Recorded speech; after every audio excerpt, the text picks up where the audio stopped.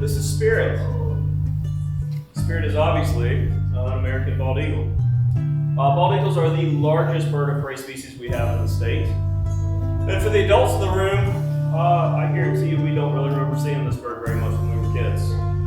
We didn't see eagles growing up because of a fantastic pesticide called DDT. It was really good. What they didn't realize is that it was very destructive to eagles' eggs, osprey eggs, and peregrine falcon eggs.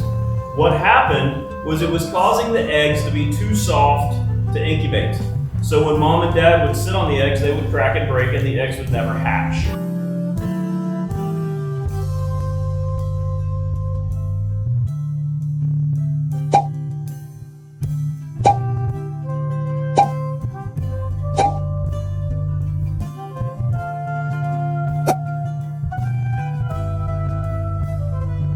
Spirit was part of a breeding program in the early 90s with the intent of releasing her into the wild and repopulating bald eagles across the southern U.S.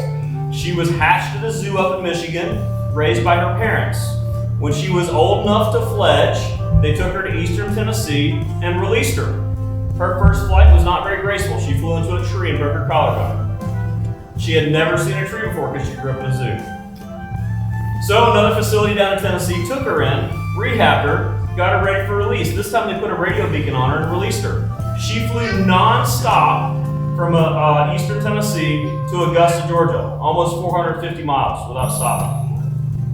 The beacon stopped moving, Fish and Wildlife went out to check on her. They found her at half the body weight she should have been, so she was not hunting. So that same organization took her in, made her an educational bird. She was with them for 25 years. She's been with us now for 7 years. So Spirit will be 31 this year.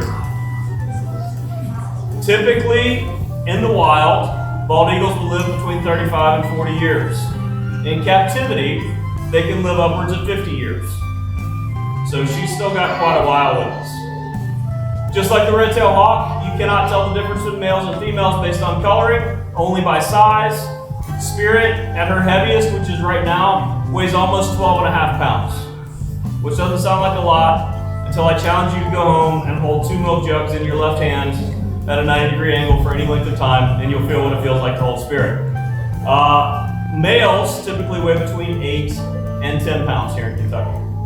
In 2006, Fish and Wildlife went out and did an eagle nest count statewide. They found a total of 87 bald eagles nests in the entire state of Kentucky in 2006. In 2019, the last year they did a nest count, they found 187.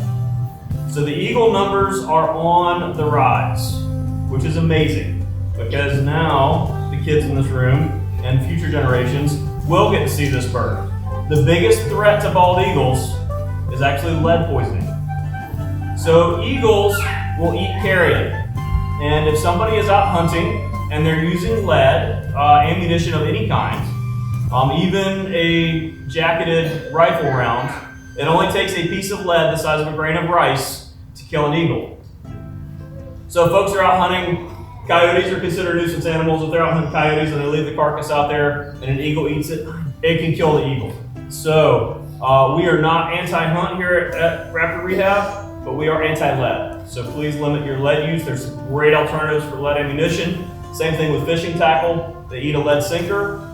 Same thing happens. So a fish ingests a lead sinker, bird ingests the fish. That's how they can get lead poisoning. There's steel everything when it comes to fishing tackle. That does not have the same effect.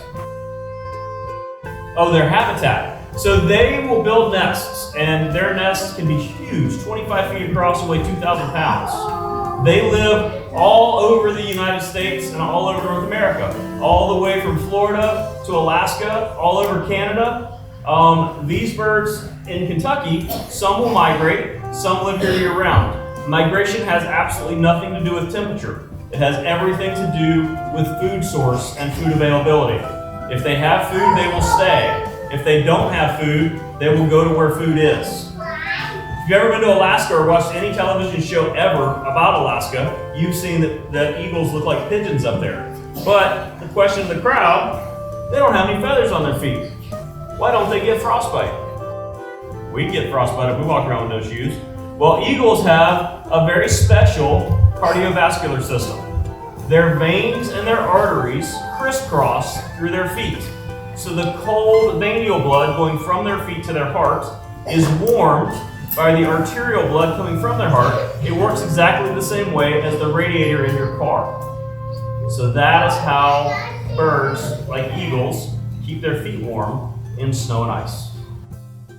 They can travel very far. They typically only fly at about 40 miles an hour, but over a period of days, they can really put some distance down.